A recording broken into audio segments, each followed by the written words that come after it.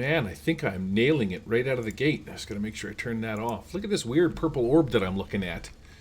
Welcome to this weird new table. Welcome to the Murder Hobo Show. This is going to be a little quick video on some cool stuff that I've been working on lately. I haven't been posting to the channel much. I had a little time off. I was on vacation. Back, started my game, so you'll see those come up again, and I'll be back to posting and making some more maps. I wanted to show you guys something that GROGNARDDM showed me. I unfortunately can't show you. Will this scoot over? No, it won't scoot over to my deal here.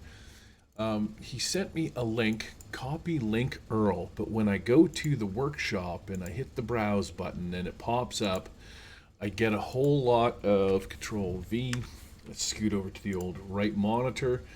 I get a whole lot of this. There was a problem accessing this, so I can't actually show you the table that he sent me. What I can do, however, is show you the table that the original table that he had found and worked on that I think is just fabulous. So this table is called, I believe it's called the Immersive Table with In-Color Change Code. Load this back up. Now there's an error that's loading the audio clip. I've gotten rid of that, but essentially you just see like a giant flat purple thing. This will make a little bit more sense in a couple of seconds here. You can do a thing where you hit the number pad 2 over on the right side and it'll change that to brown. You can hit it again. It's got blue, green, gray, orange, pink, red, and yellow, which is actually pretty sweet. I'm going to show you how we put this to use. This was GROGNARDDM's idea.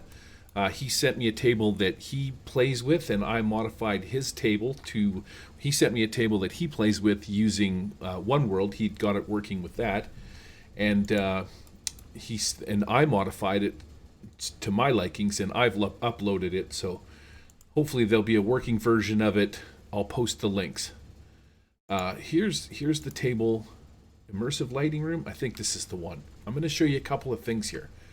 This is the table that I uploaded. It's nice and plain and simple. Not much to it. You got your OneWorld hub down here. I've added zone protection tools to it, so you cannot take things from other players' colors. If you check out here in the scripting, you'll see that all of them have the scripting over top of each one of the boxes. So anybody that is the color that they are supposed to be cannot touch other things that belong to other people. I've also put a scripting editor box over top of my stuff so people can't grab it, and I believe I set this one to purple. So as long as you don't let anybody play purple, nobody can touch your stuff or reach in here and grab your things. Harrison Hunt. What else did I do? I put in a hidden area. Where's the hidden area? So the DM stuff is hidden. When I change my color to, say, green, you'll notice that the area shows up hidden over here, and if you try and grab stuff, like you can roll dice and stuff like that, but you wouldn't be able to grab a thing off somebody else's table. I also added, over the last little while, sorry, I can't give you this stuff. This is some cool Paperforge stuff, but I added a bunch of 50, somehow I got behind. So I can grab these guys, set them over on blue, but then when I go to pick them up, they should be stuck. You're not permitted to pick up objects in this zone because I'm not blue, I am green. I guess you can do weird things like this, like I could make it bigger if I wanted to be a jerk. Paperforge Minis does some frickin' wicked kick-ass miniature art, man. And the reason that I use, I realize that I'm taking the time and effort to build stuff inside of a 3D element or a 3D game, and then using 2D minis. You're probably like, what the hell? But the reason is because I can find stuff. Like if I don't have a Tarrasque 3D model, I can just go find a paper miniature one. So if I stick with that aesthetic, that style, then I never have to worry about not having a thing for a game that I want to play. Like sometimes it's hard to find an Eye of the Beholder. Well, it's actually not in Tabletop Simulator. That was kind of a crappy example, but yeah, check out these frickin' badass dudesters, man. Some new bandits from Paperforge. There's 50 some odd other ones that they've added. I love the artwork on this stuff. But this is just to show you that you can't grab stuff from other people's tables. You would actually have to be on that table in order to grab it. So this is a table that I've made. See, I can now take it and move it to wherever I want. This is a table that I've made. I haven't added, I'll go over to change color to black. Thanks to Grognard for the idea. He basically sent me this table and I just modified it to my likings. One thing that I do like, these dice rollers, if you're interested, I made the dice bigger and stuff like that. What I do like about them is they roll in order, 19, 17, 6, and 15. If you're going to attack with a bunch of bandits and you want to attack players 1, 2, 3, and 4, you can see down here that it writes into the, whatchamacallit right now, into the chat box. And what happens is, I won't be long, I'll be right there. Okay.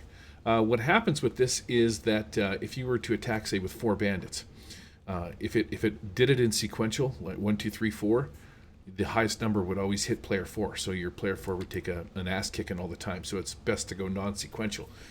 Let me show you how this works in action. I'm going to load up my immersive lighting table, is what I called it. And I'll show you why I think this is freaking sweet ass. I forgot to show you one other thing. There's a bit of a goofy, kind of a weird glitch. So if I go to the actual one from the workshop, just give this half a second to load, pan out, and I hit the, I don't know if you'll be able to make, oh, there you go. So you can see the green outline. That's hitting F8. I'm trying to move the object in the center. It's 200 by 200. But there's an exterior other piece of wood panel thing going on the outside here. There's some scripts to it and stuff like that. I'm not quite 100% sure what the point of them was. But you'll notice that when I change colors and I go to brown, the room goes black. This is going to be kind of a goofy ass glitch. But I can't find a workaround because One World Hub always seems to eat that outside table. It works. I'll show you what happens on my table. So this is my, oh man, this is my play table.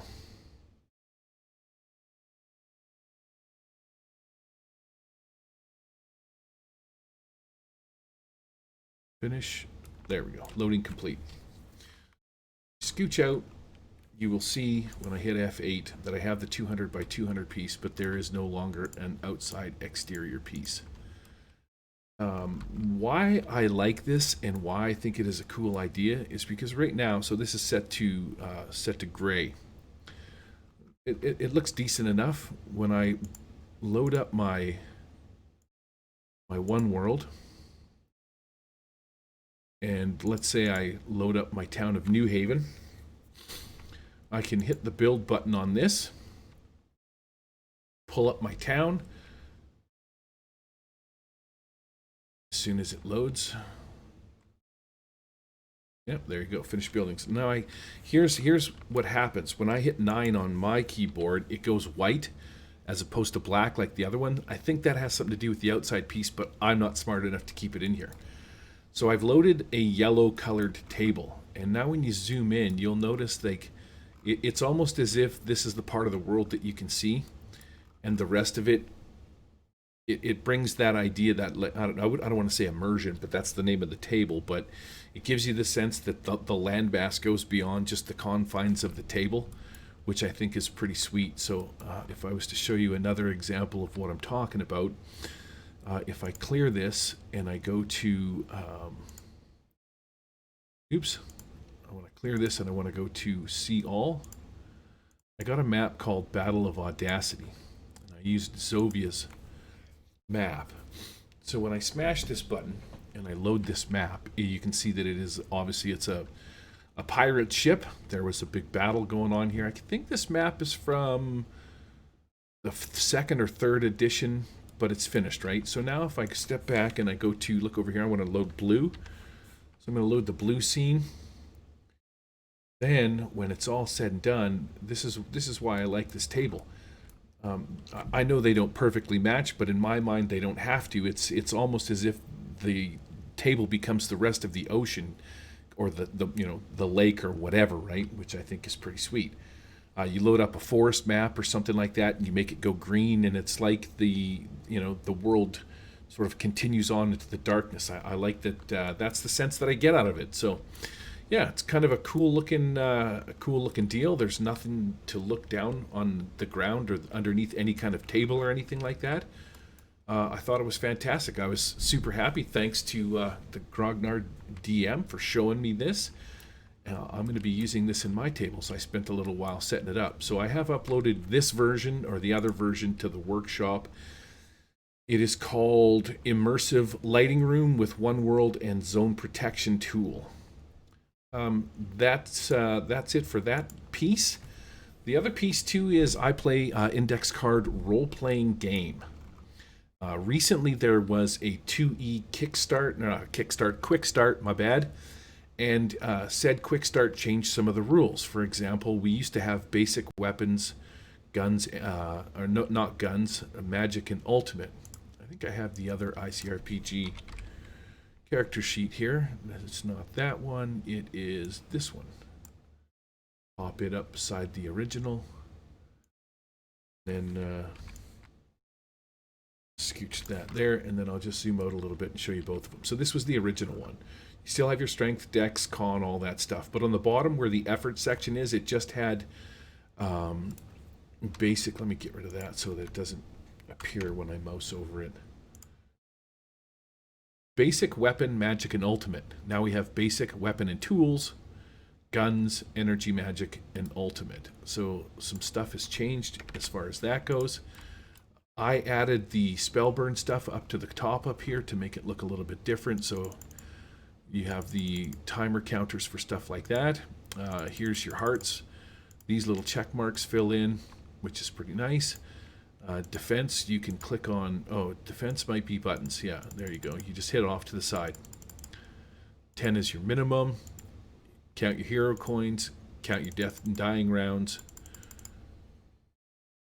And then everything else is just text box fillable. You can't really see it on here, but you can come up here and type in the name. It's all pretty straightforward. So if you're looking for a character sheet to play some ICRPG, some people might know me because that's what I do. I play a lot of ICRPG right now. All the mastery buttons on the bottom work. So you can target all these, and then if it's equipped or carried, all of these buttons work. And then each one is, a magic bow of destruction. Magic bow of my boomsticks. There you go. You can just write it in there, right whether it's equipped, and then so yeah. If you like the old ICRPGs and you want to play some tabletop simulator, I've created a character sheet. I didn't create the character sheet. I just added all the scripts so that you could edit it. And I think that's it. We're gonna kill it there. That's it. Peace out, everybody. Oh, I'll put the notes in the. I'll put the links in the show notes. Derb.